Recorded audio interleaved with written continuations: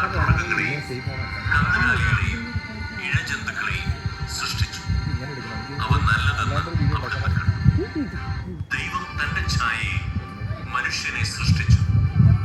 ദൈവത്തിന്റെ ഛായയിൽ അവിടുന്ന് അവനെ സൃഷ്ടിച്ചു. സ്ത്രീയും പുരുഷനുമായി അവരെ സൃഷ്ടിച്ചു. ദൈവം അവരെ ഇങ്ങനെ അനുഗ്രഹിച്ചു.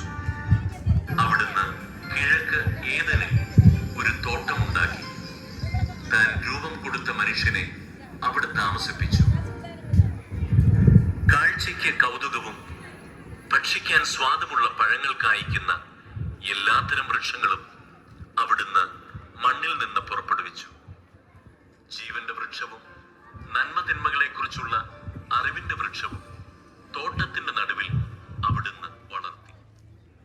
അവിടുന്ന് അവനോട് കൽപ്പിച്ചു, തോട്ടത്തിലെ എല്ലാ വൃക്ഷങ്ങളുടെയും ഫലം ഭക്ഷിച്ചുകൊള്ളുക. എന്നാൽ നന്മതിന്മകളെ കുറിച്ചുള്ള അറിവിന്റെ വൃക്ഷത്തിലെ ഫലം നീ തിന്നരുത്. തിന്നുന്ന ദിവസം നീ മരിക്കും. ദൈവമായ കർത്താവ് സൃഷ്ടിച്ച എല്ലാ വന്യജീവികളിലും വെച്ച് കൗശലമേറിയതായിരുന്നു സർപ്പം. അത് സ്ത്രീയോട് ചോദിച്ചു, തോട്ടത്തിലെ ഒരു വൃക്ഷത്തിന്റെയും ഫലം തിന്നരുതെന്ന് ദൈവം കൽപ്പിച്ചിട്ടുണ്ടോ? സ്ത്രീ സർപ്പത്തോട് പറഞ്ഞു, തോട്ടത്തിലെ വൃക്ഷങ്ങളുടെ പഴങ്ങൾ ഞങ്ങൾക്ക് ഭക്ഷിക്കാം. എന്നാൽ തോട്ടത്തിന്റെ നടുവിലുള്ള മരത്തിന്റെ പഴം ഭക്ഷിക്കുകയോ തൊടുക പോലുമോ അരുത്. ഭക്ഷിച്ചാൽ നിങ്ങൾ മരിക്കും എന്ന് ദൈവം പറഞ്ഞിട്ടുണ്ട്. സർപ്പം സ്ത്രീയോട് പറഞ്ഞു, നിങ്ങൾ മരിക്കുകയില്ല. അത് തിന്നുന്ന ദിവസം നിങ്ങളുടെ കണ്ണുകൾ തുറക്കുമെന്നും നന്മയും തിന്മയും അറിഞ്ഞ് നിങ്ങൾ ദൈവത്തെ പോലെ ആകുമെന്നും ദൈവത്തിനറിയാം. ആ വൃക്ഷത്തിന്റെ പഴം ആസ്വാദ്യവും കണ്ണിന് കൗതുകകരവും അറിവേകാൻ കഴിയുമെന്നതിനാൽ അഭികാമ്യവുമാണെന്ന് കണ്ട് അവൾ അത് പറിച്ചു തിന്നു. ഭർത്താവിനും കൊടുത്തു, അവനും തിന്നു. ഉടനെ ഇരുവരുടെയും കണ്ണുകൾ തുറന്നു. തങ്ങൾ നഗ്നരാണെന്ന് അവരറിഞ്ഞു. അത്തിയിലകൾ കൂട്ടിത്തുന്നി അവർ അരക്കച്ചയുണ്ടാക്കി. വെയിലാറിയപ്പോൾ ദൈവമായ കർത്താവ് തോട്ടത്തിൽ ഉലാത്തുന്നതിന്റെ ശബ്ദം അവർ കേട്ടു. പുരുഷനും ഭാര്യയും അവിടുത്തെ മുമ്പിൽ നിന്ന് മാറി തോട്ടത്തിലെ മരങ്ങൾക്കിടയിൽ ഒളിച്ചു. അവിടുന്ന് പുരുഷനെ വിളിച്ചു ചോദിച്ചു, നീ എവിടെയാണ്? അവൻ മറുപടി പറഞ്ഞു, തോട്ടത്തിൽ അവിടുത്തെ ശബ്ദം ഞാൻ കേട്ടു. ഞാൻ നഗ്നനായതുകൊണ്ട് ഭയന്ന് വിളിച്ചതാണ്.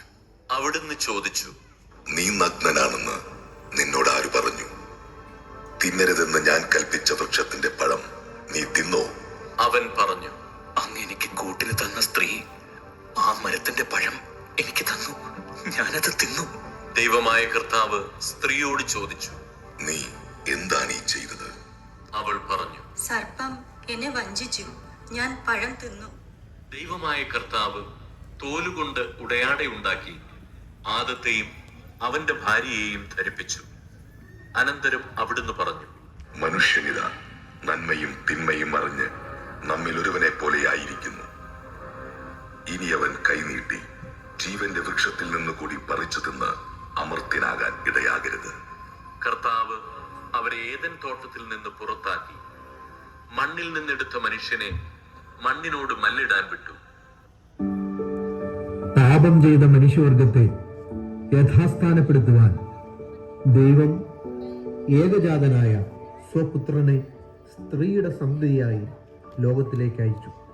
തൻ്റെ ഏകജാതനായ പുത്രനിൽ വിശ്വസിക്കുന്ന ഏവനും നശിച്ചു പോകാതെ നിത്യജീവൻ പ്രാപിക്കേണ്ടതിന് അവനെ നൽകുവാൻ തക്കവണ്ണം ദൈവം ലോകത്തെ സ്നേഹിച്ചു.